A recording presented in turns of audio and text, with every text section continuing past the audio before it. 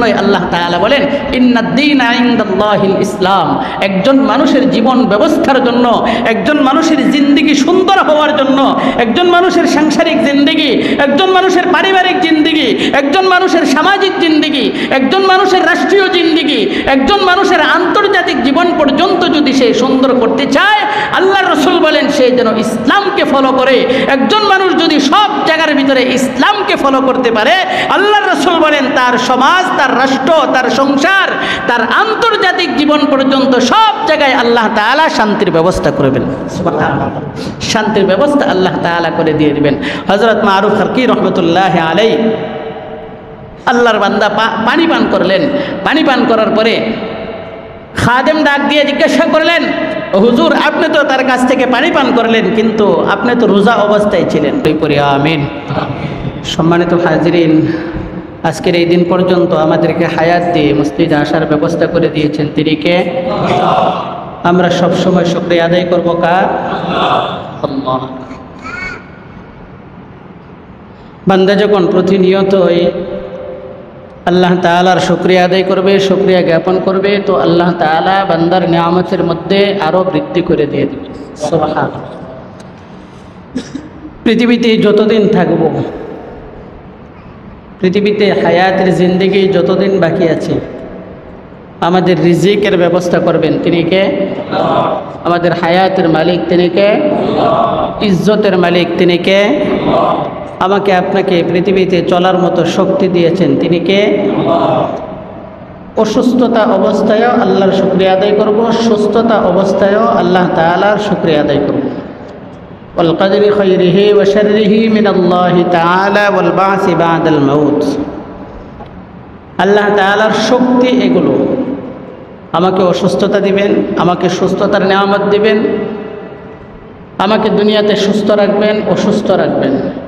এই সব কিছুর ক্ষমতা একমাত্র তার, তিনি কে? আল্লাহ।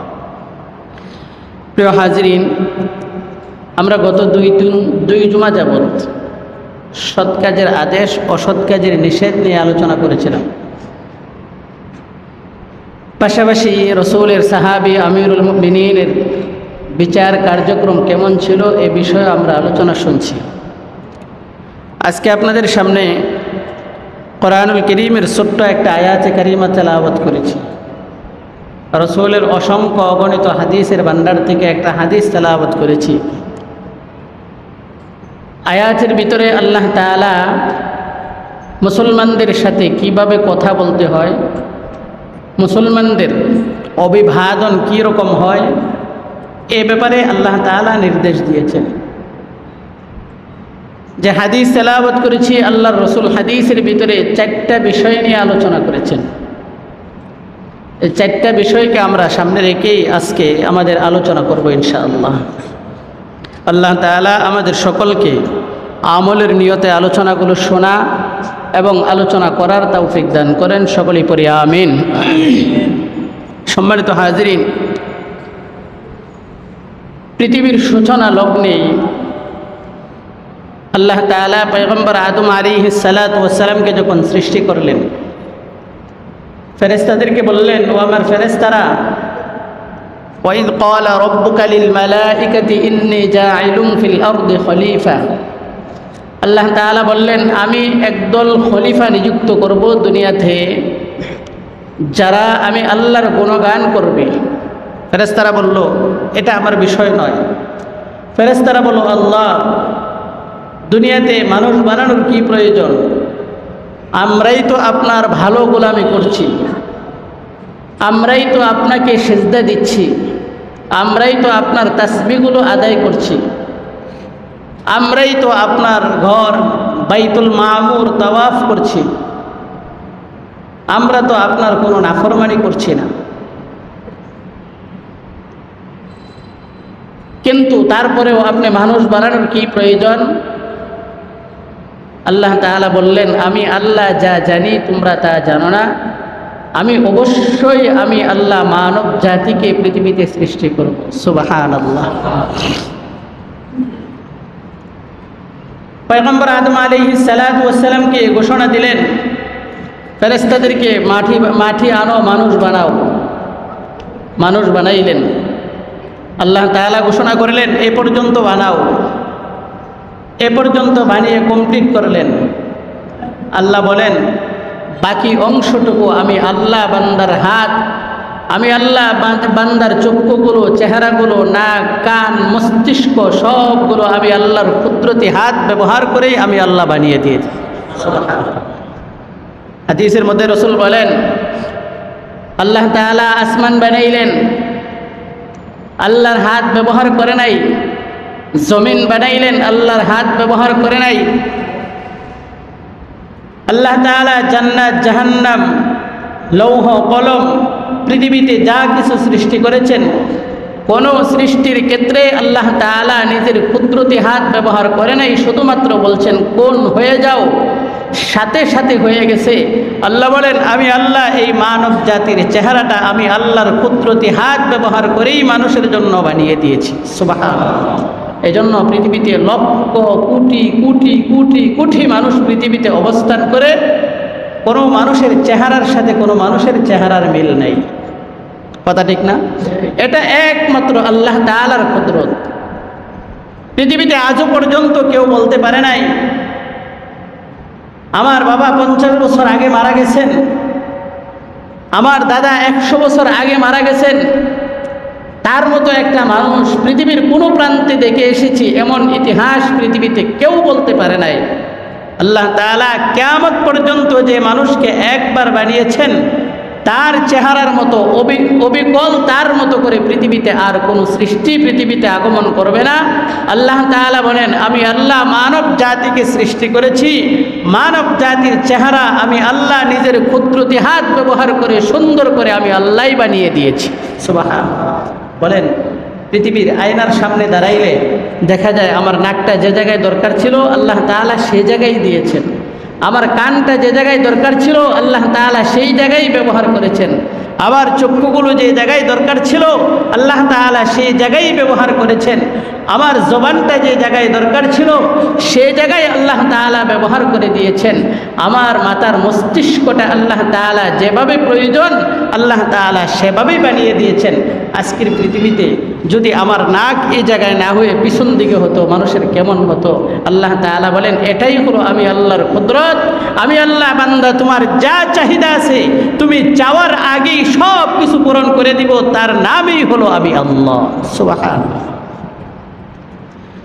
আল্লাহ তাআলা পয়গম্বর আদম আলাইহিস সালাতু ওয়াস সালামকে যখন বানাইলেন, পয়গম্বর আদম আলাইহিস সালাতু ওয়াস সালামকে বানানোর পরে এবার আল্লাহর কুদরতি হাত ব্যবহার করলেন।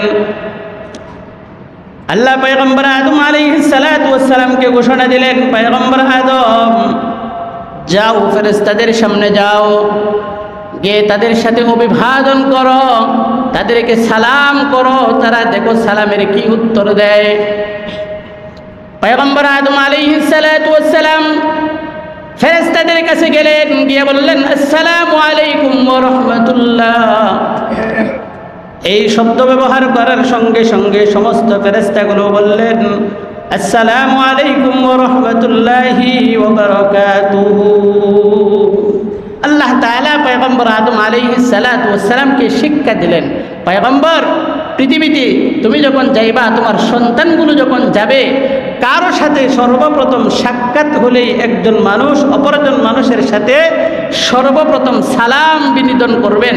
এটাই হলো মুসলমানদের জন্য সর্বপ্রথম মানুষের সাথে সাক্ষাৎ হওয়ার সাথে সাথেই হলো তাদের জন্য একজন অপরজনকে অভিবাদন করবে। তাহলে সালামের সূচনা হলো পয়গম্বর আদম আলাইহিস সালাতু ওয়াস সালামকে যখন সৃষ্টি করলেন তখন থেকে নিয়ে এখন পর্যন্ত এই সালামের অভিবাদন পৃথিবীতে আছেন। কিয়ামত পর্যন্ত সালামের অভিবাদন পৃথিবীতে থাকবেন।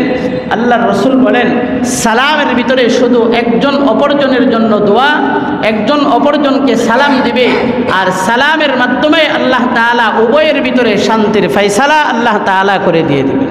সুবহানাল্লাহ। সালাম পৃথিবীর জমিনে আল্লাহর রাসূল বলেন আফসুস সালাম ওয়া আত'ইমুত তুআম ওয়া সিলুল আরহাম। সাল্লু বিল্লাইলি ওয়ান নাসু নিআম তাদখুলুল জান্নাতা বিসালাম। আল্লাহর রাসূল বলেন, কোন মানুষের সাথে কোন মানুষের সর্বপ্রথম সাক্ষাৎ হওয়ার সঙ্গে সঙ্গে একজন মুসলমান অপরজন মুসলমানকে সালাম বিনোদন করবে। সালামের ভিতরে, উভয়ের ভিতরে আল্লাহ তাআলা শান্তির ব্যবস্থা করবেন, একজন অপরজনের জন্য দোয়া করে। কিন্তু মুসলমানের সন্তানগুলো আজকে সালাম বিনোদন করে না, সন্তানগুলোকে সালাম শেখায় না, স্ত্রীকে সালাম দেয় না, পিতামাতার সঙ্গে সাক্ষাৎ হলে সালাম দেয় না, বন্ধু বান্ধবের সাথে সাক্ষাৎ হলে সালাম দেয় না। আল্লাহর রাসূল বলেন, কোন মানুষের সাথে সর্বপ্রথম দেখা হওয়ার সঙ্গে সঙ্গে আফসুস সালাম ক্বাবলাল কালাম। আল্লাহর রাসূল বলেন, তোমার সাথে কোনো মানুষের সাথে সাক্ষাৎ হওয়ার সঙ্গে সঙ্গে আগে তুমি তাকে সালাম দাও, তারপরে কথা বলো। আর সালাম দেওয়ার সঙ্গে সঙ্গে সালামের ভিতরে আল্লাহর রাসূল বলেন, সালাম আদান প্রদানের ভিতরে আল্লাহ তাআলা তাদের জন্য 100 নেকির ফয়সালা করে দিয়ে দেয়। সালাম শান্তি। আপনার সাথে কোনো মানুষের মনোমালিন্য আছে, আপনার সাথে কোনো মানুষের ঝগড়া আছে, আপনার সাথে কোনো মানুষের সমস্যা আছে, আপনি তাকে বেশি বেশি করে সালাম দেন, সালামের বিনিময়ে আপনাদের ভিতরে শান্তির ব্যবস্থা করে দিয়ে দিবেন। তিনি কে? মুহতারাম হাজরিন, আল্লাহর একজন ওলি হযরত মারুফ খারকি রহমতুল্লাহ আলাইহি, হযরত মারুফ খারকি রহমতুল্লাহ আলাইহি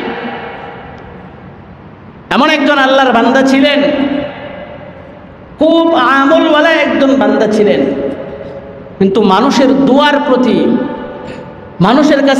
মানুষের কাছ থেকে দোয়া নেওয়ার প্রতি এত পরিমাণ আগ্রহ তার ছিল।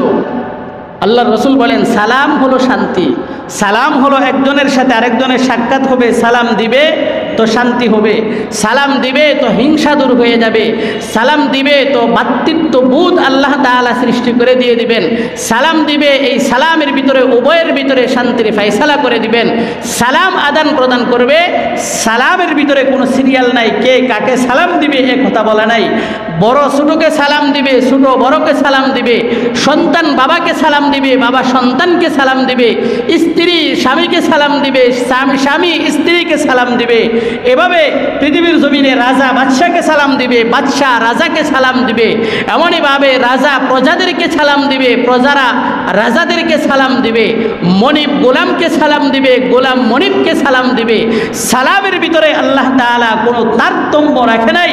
ইমাম মুসল্লিদেরকে সালাম দিবে, মুসল্লিরা ইমামকে সালাম দিবে। এই সালাম যখন আদান প্রদান সমাজের ভিতরে হয়ে যাবে, আল্লাহর রাসূল বলেন, ওই সালামের মাধ্যমেই আল্লাহ তাআলা সমাজের ভিতরে শান্তির ফয়সালা করে দিয়ে দিবেন। সুবহানাল্লাহ। এজন্য আল্লাহর রাসূল বলেন, আফসুস সালাম, তোমরা বেশি বেশি করে সালামের প্রচলন ঘটাও, সমাজের ভিতরে সালামের প্রচলন ঘটাও, সংসারের ভিতরে সালামের প্রচলন ঘটাও, দেশের ভিতরে সালামের প্রচলন ঘটাও, প্রতিষ্ঠানের ভিতরে সালামের প্রচলন ঘটাও। সালামের প্রচলন ঘটাইলে সালামের মাধ্যমে আল্লাহ তাআলা শান্তির ব্যবস্থা করে দিয়ে দিবেন। সালামের মাধ্যমে এক মুসলমান অপর মুসলমানের জন্য দোয়া করে। যখন কোনো বান্দা সালাম দেয়, আসসালামু আলাইকুম ওয়া রাহমাতুল্লাহি ওয়া বারাকাতুহু, বান্দা যখন সালামের উত্তরগুলো নেয়, ওয়ালাইকুমুস সালাম ওয়া রাহমাতুল্লাহি ওয়া বারাকাতুহু, আল্লাহর রাসূল বলেন, এই যে একজন অপরজনকে সালাম দিল, ওই সালামের বিনিময়ে আল্লাহ তাআলা তার জিন্দেগীর সমস্ত সগীরা গুনাহগুলো আল্লাহ তাআলা মাফ করে দিয়ে দেয়। সালামের মাধ্যমে সগীরা গুনাহ আল্লাহ তাআলা মাফ করে দিয়ে দেন। প্রিয় হাজরিন, হযরত মারুফ খারকি রহমতুল্লাহ আলাইহি, আজকে তো আমরা একজন অপরজনকে সালাম দেই না, সন্তান বাবাকে সালাম দেয় না, যাও কিছু সালামের প্রচলন আছে, এটা হলো অপরিচিত মানুষের মধ্যে। একজন অপরজনকে চেনে না, সাক্ষাৎ হলে হঠাৎ করে সালাম দিল, যখন তার সাথে সম্পর্ক হয়ে যায় তো সালামও বন্ধ হয়ে যায়। অথচ আল্লাহ রাসূল বলেন, তুমি সালাম দিলা তার মানে শরমের বিষয় নয়, বরং তুমি সালাম দিলা তো সালামের মাধ্যমে আল্লাহ তাআলা উভয়ের মাধ্যমে শান্তির ব্যবস্থা করবেন। এজন্য যার সাথে যত বেশি মহাব্বত, যার সাথে যত বেশি সম্পর্ক, তার জন্য সবচেয়ে বেশি দোয়া করা, এটা হলো মুসলমান এক মুসলমান অপর মুসলমানের জন্য দায়িত্ব। হযরত মারুফ ফারকি রহমতুল্লাহি আলাইহি রাস্তা দিয়ে হেঁটে যাচ্ছেন, এক আল্লাহর বান্দা পেয়ালার ভিতরে পানি নিয়ে বসে আছেন। এক আল্লাহর বান্দা পেয়ালার ভিতরে পানি নিয়ে বসে আছেন, আর রাস্তা দিয়ে প্রতীক যারা যাচ্ছে সকলকে ডেকে ডেকে বলছে, আমার হাত থেকে যে এক গ্লাস পানি পান করবে আমি তার জন্য দোয়া করব, আল্লাহ তাআলা যেন তাকে মাফ করে দিয়ে দেন। হযরত মারুফ ফারকি রহমতুল্লাহি আলাইহি রাস্তা দিয়ে হাঁটছেন। এত বড় একজন আল্লাহর ওলি মারুফ ফারকি রহমতুল্লাহি আলাইহি, তিনি যখন রাস্তা দিয়ে হাঁটছেন, যখন তার কানের ভিতরে কর্ণকহরে এই আওয়াজটুকু পৌঁছে গেল, হযরত মারুফ ফারকি রহমতুল্লাহি আলাইহি পিছন দিকে ফিরে এসে তার হাত থেকে এক গ্লাস পানি নিলেন। এক গ্লাস পানি নিয়ে পানিটা পান করে ফেললেন। তার সাথে যে খাদেম ছিল, খাদেম জিজ্ঞাসা করলেন, ও আল্লাহর ওলি হুজুর, আপনি তো আজকে রোজা ছিলেন, কিন্তু রোজা থাকা অবস্থায় আপনি তার হাত থেকে পানি পান করলেন, আপনার তো রোজা ভেঙে গেল। আল্লাহ ওয়ালাদের কি চিন্তা চেতনা! আমরা আজকে মুসলমানের কাছ থেকে দোয়া নিব, এটা লজ্জার বিষয় মনে করি। সন্তানদেরকে সালাম শেখাবো, লজ্জার বিষয় মনে করি। স্ত্রীকে সালাম দিব, লজ্জার বিষয় মনে করি। আমরা আজকে ইহুদি আর খ্রিস্টান বেঈমানদের প্রচলন আমাদের সমাজের ভিতরে সবচেয়ে বেশি হয়ে গেছে। সন্তান বাবাকে শেখায় গুড মর্নিং, সন্তান বাবাকে শেখায় গুড ইভিনিং, সন্তান বাবাকে শেখায় থ্যাংক ইউ, সন্তান বাবাকে শেখায়, বাবা সন্তানদেরকে এই বাক্যগুলো শেখায়। অথচ মুসলমানদের অভিবাদনের ভিতরে যে শান্তির কথা বলা হয়েছে, পৃথিবীর জমিনে আর কোনো ধর্ম, হিন্দু খ্রিস্টান বৌদ্ধ নাসারা, পৃথিবীতে যত ধর্মই আসুক না কেন, যত ধর্মই আছে না কেন, কোনো ধর্মের ভিতরে মুসলমানের মতো শান্তির অভিবাদন আর কোনো ধর্মের ভিতরে নাই, যেটা একমাত্র স্বয়ং আল্লাহ তাআলা এই ইসলাম ধর্মের ভিতরেই আল্লাহ তাআলা দান করে দিয়েছেন। সুবহানাল্লাহ। এজন্যই আল্লাহ তাআলা বলেন, ইন্নাদ-দীনা ইনদাল্লাহিল ইসলাম। একজন মানুষের জীবন ব্যবস্থার জন্য, একজন মানুষের জিন্দেগি সুন্দর হওয়ার জন্য, একজন মানুষের সাংসারিক জিন্দেগি, একজন মানুষের পারিবারিক জিন্দেগি, একজন মানুষের সামাজিক জিন্দেগি, একজন মানুষের রাষ্ট্রীয় জিন্দেগি, একজন মানুষের আন্তর্জাতিক জীবন পর্যন্ত যদি সে সুন্দর করতে চায়, আল্লাহর রাসূল বলেন সে যেন ইসলামকে ফলো করে। একজন মানুষ যদি সব জায়গার ভিতরে ইসলামকে ফলো করতে পারে, আল্লাহর রাসূল বলেন তার সমাজ, তার রাষ্ট্র, তার সংসার, তার আন্তর্জাতিক জীবন পর্যন্ত সব জায়গায় আল্লাহ তাআলা শান্তির ব্যবস্থা করবেন। সুবহানাল্লাহ। শান্তির ব্যবস্থা আল্লাহ তাআলা করে দিয়ে দিবেন। হযরত মারুফ ফারকি রহমতুল্লাহি আলাইহি আল্লাহর বান্দা পানি পান করলেন। পানি পান করার পরে খাদেম ডাক দিয়ে জিজ্ঞাসা করলেন, হুজুর, আপনি তো তার কাছ থেকে পানি পান করলেন, কিন্তু আপনি তো রোজা অবস্থায় ছিলেন। আবার আল্লাহর বান্দা হযরত মারুফ ফারকি রহমতুল্লাহি আলাইহি ডাক দিয়ে বলেন, ও আমার খাদেম, শোনো, আমি রোজা অবস্থায় ছিলাম, কথাটা ঠিক আছে, কিন্তু আমি যখন রাস্তা দিয়ে হাঁটছিলাম, রাস্তা দিয়ে হাঁটা অবস্থায় আমি তাকায় দেখলাম আল্লাহর বান্দা দোয়া করছে, বান্দাদের জন্য দোয়া দিচ্ছে। জানি না কার জবানের দোয়া কখন কবুল হয়ে যায়। আল্লাহর বান্দা দোয়া করছে, যে ব্যক্তি আমার হাত থেকে এক গ্লাস পানি পান করবে তার জিন্দেগি সফল হয়ে যাবে, দুনিয়া সুন্দর হবে, আখিরাত সুন্দর হয়ে যাবে। আমি মারুফ ফারকি রহমতুল্লাহি আলাইহি কিতাবের ভিতরে বলেন, আমি বড় পেরেশান আর চিন্তায় ছিলাম, হতে পারে আল্লাহ তাআলা আল্লাহর এই বান্দার হাতের এক গ্লাস পানির মাধ্যমে আমার জিন্দেগিকে মাফ করে দিয়ে দিতে পারেন। এজন্য হযরত বাইজিদ বুস্তামি রহমতুল্লাহি আলাইহি যখন রাস্তা দিয়ে হাঁটতেন, আমার আপনার মুসলমানের সন্তানের ভিতরে কত অহংকার, আমার আপনার মুসলমানের সন্তানের ভিতরে কত তাকাব্বুরি, মানুষের স্বাভাবিক একটু ক্ষমতা হাতের ভিতরে আসলে মানুষকে আর মানুষ দেখা যায় না। সন্তানের ভিতরে এত পরিমাণ পাওয়ার, এত পরিমাণ অহংকার, অথচ হযরত বাইজিদ বুস্তামি রহমতুল্লাহি আলাইহি জামানার একজন বড় আলেম এবং জামানার বড় একজন ওলি হওয়ার পরেও হযরত বাইজিদ বুস্তামি রহমতুল্লাহি আলাইহি যখন রাস্তা দিয়ে হাঁটে যাইতেন, রাস্তা দিয়ে হাঁটার সময় কুকুরকে রাস্তার সাইড দিয়ে দিতেন, কুকুর সামন দিকে হেঁটে যাইত। খাদেম জিজ্ঞাসা করলেন, হুজুর, আপনি রাস্তায় সাইড দিয়ে কুকুরকে সামনে অগ্রসর হওয়ার জন্য সুযোগ করে দিয়ে দিলেন কেন? কুকুরকে সামনে হাঁটতে সুযোগ দিলেন কেন?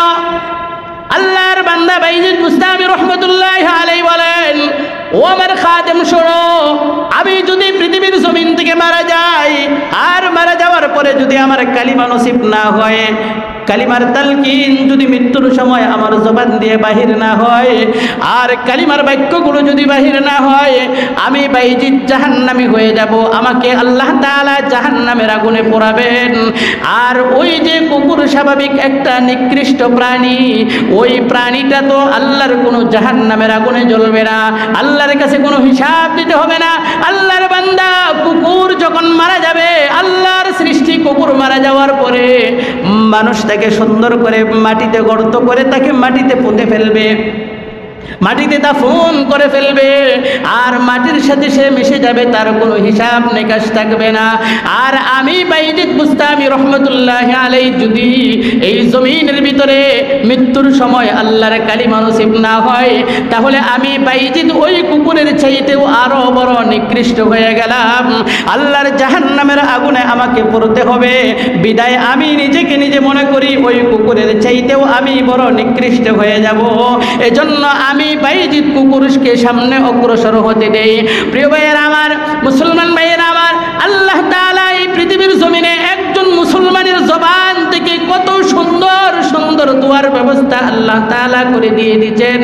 হযরত মারুফ ফারকি রহমাতুল্লাহি আলাইহি বলেন, আমি রোজা ভেঙে ফেলেছি, রোজা নফল রোজা অবস্থায় ছিলাম, আর নফল রোজাটা আমি ইচ্ছা করলেই আগামীকালকেও রাখতে পারবো, পরের দিনও রাখতে পারবো, আমি পরবর্তীতেও রাখতে পারবো। কিন্তু আল্লাহর যে বান্দা পিছন থেকে পানি পান করাচ্ছেন এবং দোয়াগুলো করছেন, আল্লাহর ওই বান্দার দোয়া আমার জিন্দেগিতে আর কোনোদিন পাবো না। আল্লাহ তাআলা যদি ইচ্ছা করে আমাকে আল্লাহর ওই বান্দার দোয়ার মাধ্যমে আমার জিন্দেগির সফলতা আল্লাহ তাআলা দান করে দিয়ে দিতে পারে, আল্লাহ তাআলা কবুল করে নিতে পারেন। এজন্য পৃথিবীতে কার দোয়া কখন কবুল হয় এটা বলা যায়? কথা বলেন, বলা যায়? পৃথিবীতে কার জবানের দোয়ার মাধ্যমে কে কোন সময় আল্লাহর ওলি হয়ে যায় এটা বলা যায় না। এজন্য পৃথিবীতে সকালবেলার একজন অপরাধী মানুষ বিকালবেলায় আল্লাহর ওলি হয়ে যায়, বিকালবেলার একজন অপরাধী মানুষ সকালবেলায় আল্লাহর ওলি হয়ে যায়। হাদিসের ভিতরে আল্লাহর রাসূল বলেন, আফশুস সালাম ওয়া আতঈমুত তাআম ওয়াসিলুল আরহাম সাল্লু বিল-লাইলি ওয়ান-নাসু নিয়াম। আল্লাহর রাসূল বলেন, সমাজের ভিতরে সালামের প্রচলন ঘটাও, বেশি বেশি করে সালামের প্রচলন ঘটাও, সালামের মাধ্যমে আল্লাহ তাআলা শান্তির ব্যবস্থা করে দিয়ে দিবেন।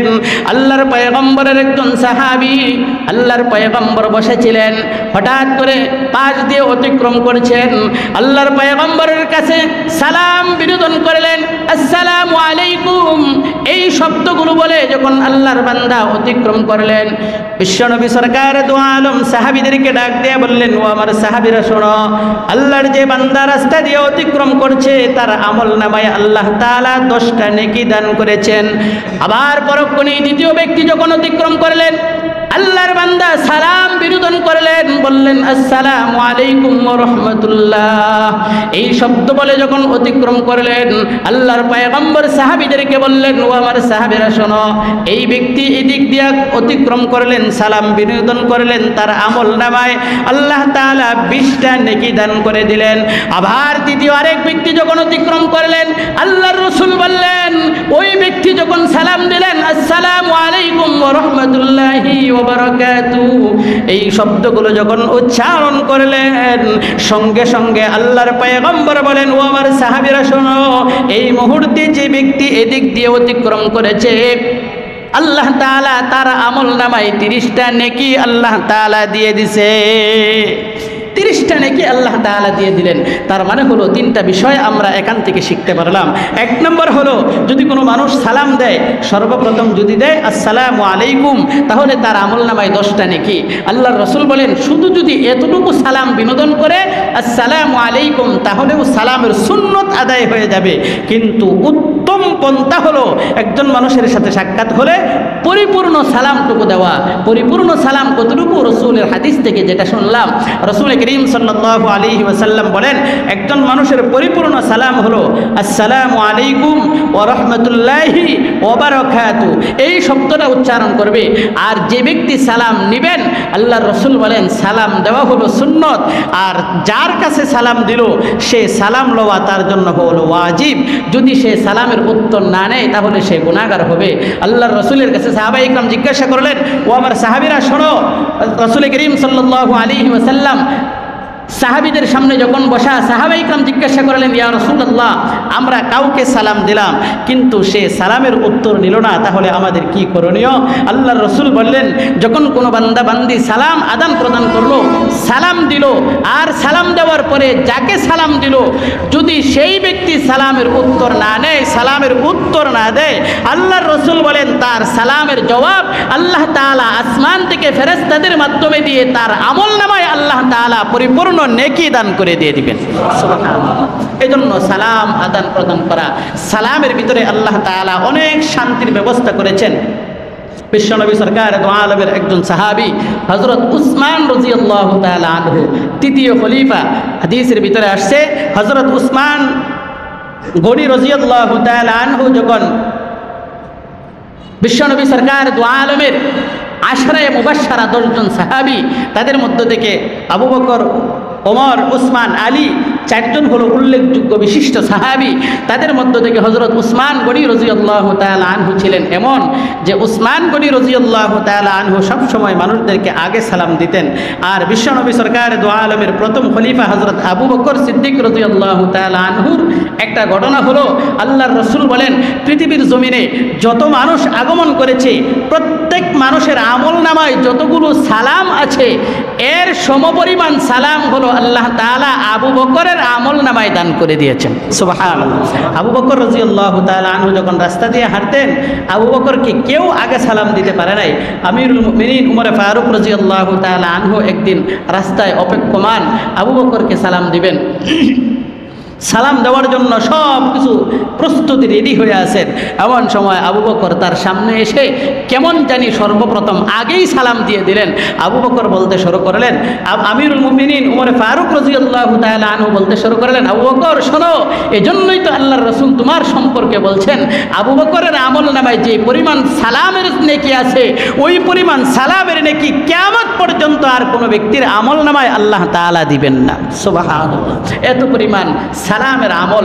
ওই আবু বকর রাদিয়াল্লাহু তাআলা আনহু, উসমান গনি রাদিয়াল্লাহু তাআলা আনহু, হযরত উসমান রাদিয়াল্লাহু তাআলা আনহুর একটা চরিত্র ছিলেন, তিনি সর্বপ্রথম মানুষকে আগে আগে সালাম দিতেন। প্রিয় হাজিরিন, একটা সূক্ষ্মভাবে বিষয় বুঝেন, আজকে সালামের আদান প্রদান না থাকার একটা কারণ হলো সালাম দেয় না মানুষ, এটার একটা কারণ হলো নিজেকে নিজে সবচেয়ে বেশি অহংকার মনে করে। কথা বলেন, কথা ঠিক না? মানুষ মনে করে কি যে আমি সবচেয়ে বড়, আমাকে সালাম দিবে। রাস্তা দিয়ে ইমাম সাহেব হেঁটে যাচ্ছে, ইমাম সাহেব মনে মনে চিন্তা করে আমি মসজিদের ইমাম, আমি নেতা, আমাকে মানুষ সালাম দিবে, আমি কেন সালাম দিব? ইমাম সাহেব সালাম পাওয়ার জন্য বড় প্রস্তুত থাকে। এমনইভাবে সমাজের নেতা, টাকাওয়ালা, এমনইভাবে এমন ব্যক্তিবর্গগুলো মানুষের চেহারার দিকে তাকায় থাকে। যদি সালাম না দেয় তাহলে পিছন দিকে মানুষের ব্যাপারে সমালোচনা করে, বলে কি যে ওই যুবক রাস্তা দিয়ে হেঁটে গেল, আমাকে সালাম দিল না, যুবকটা বড় বেয়াদব। কথা বলেন, আছে না? যুবক বড় বেয়াদব। কিন্তু আল্লাহর রাসূল বলেন, যুবক তোমাকে কেন সালাম দিবে? তুমি যুবককে সালাম দাও। একদিন, 2 দিন, 3 দিন তুমি যদি সমাজের মাতাব্বর হয়ে তুমি সাধারণ মানুষের মাঝে সালাম বিনোদন করো, তাহলে আল্লাহ তাআলা তোমার সালামের বিনিময়ে সমাজের ভিতরে আল্লাহ তাআলা সালামকে প্রতিষ্ঠিত করে দিয়ে দিবেন। সুবহানাল্লাহ। এজন্য সালাম আগে প্রদান করা, সালাম আগে দিলে একটা বিষয় যেটা দিল থেকে দূর হয়ে যায়। আল্লাহর রাসূল বলেন, যে ব্যক্তি আগে আগে সালাম দিবে তার দিল থেকে অহংকার মুক্ত দিল আল্লাহ তাআলা দান করে দিবেন। সুবহানাল্লাহ। এজন্য আগে আগে বেশি বেশি সালাম দেওয়া। হযরত উসমান রাদিয়াল্লাহু তাআলা আনহু যখন আগে আগে সালাম দিতেন, একদিন আবু বকর সিদ্দিক রাদিয়াল্লাহু তাআলা আনহু রাস্তা দিয়ে হাঁটছেন, উসমান রাদিয়াল্লাহু তাআলা আনহু দাঁড়ায় আছেন, আগে সালাম দেয় নাই। আগে সালাম না দিয়ে যখন আবু বকর আগে সালাম দিলেন, আবার আবু বকর আল্লাহর রাসূলের কাছে গিয়ে সালাম প্রদান করার পরেই আল্লাহর রাসূলের কাছে গিয়ে মামলা দায়ের করলেন। গিয়ে ডাক দিয়ে বললেন, ইয়া রাসূলুল্লাহ, উসমান তো আমার প্রতি রাগান্বিত হয়ে গেছে, আমার প্রতি গুসা হয়ে আছে। আল্লাহ রাসূল বললেন, কেন? যে উসমান তো সর্বপ্রথম আমাকে সালাম দেয়, কিন্তু আজকে উসমান আমাকে সালাম না দিলেন কেন? আমি উসমানকে আগে সালাম দিলাম। আল্লাহ রাসূল উসমানকে ডাকলেন, জিজ্ঞাসা করলেন, তুমি আগে সালাম দিলা না কেন? উসমান রাদিয়াল্লাহু তাআলা আনহু বললেন, আমি রাত্রিবেলায় যখন ঘুমাইলাম, ঘুমের করে স্বপ্নে দেখি আমি জান্নাতের ভিতরে প্রবেশ করছি। জান্নাতের ভিতরে যখন প্রবেশ করলাম, আর জান্নাতের ভিতরে একটা গেট সুন্দর করে জকমক জকমক সুন্দর করে একটা গেট বানানো আছে। উসমান রাদিয়াল্লাহু তাআলা আনহু বলেন, যখন আমি এই গেট দিয়ে ভিতরে ঢুকবো, আমি ফেরেশতাদের কাছে জিজ্ঞাসা করলাম, এই যে গেট দিয়ে আমি ঢুকলাম, এই গেট দিয়ে ঢোকার কারণ কি? গেটটা কেন নির্মাণ করা হলো? আমাকে ফেরেশতারা ডাক দিয়ে বললেন, এই যে গেটের ভিতর দিয়ে ঢুকছেন, এই গেটটা হলো দুনিয়াতে যে সবচেয়ে বেশি সালাম আদান প্রদান করবে, সালাম দিবে, যার আমল নামায় সালামের নেকি বেশি পাওয়া যাবে, ওই আমল নামায় সালামের নেকি বেশি পাওয়ার কারণে ওই গেট দিয়ে আল্লাহ তাআলা তাকে জান্নাতে প্রবেশ করে দিয়ে দিবেন। সুবহানাল্লাহ। উসমান রাদিয়াল্লাহু তাআলা আনহু রাসূলের কাছে বললেন, ইয়া রাসূলুল্লাহ, আমি মনে মনে চিন্তা করলাম, আবু বকর আমার চাইতে অনেক দামি সাহাবী, আর আবু বকর আমাকে আগে সালাম দিয়ে যেন আবু বকর ওই গেট দিয়ে সর্বপ্রথম জান্নাতে প্রবেশ করতে পারেন। সুবহানাল্লাহ। প্রিয় হাজরিন, এজন্য আমরা একে অপরকে সালাম দিব। চারটা বিষয় হাদিসের ভিতরে। এক নম্বর হলো আফসুস সালাম ওয়া আত'ইমুত তুআম সাল্লু বিল লাইলি ওয়ান নাসু নিআম তাদখুলুল জান্নাতা বিসালাম।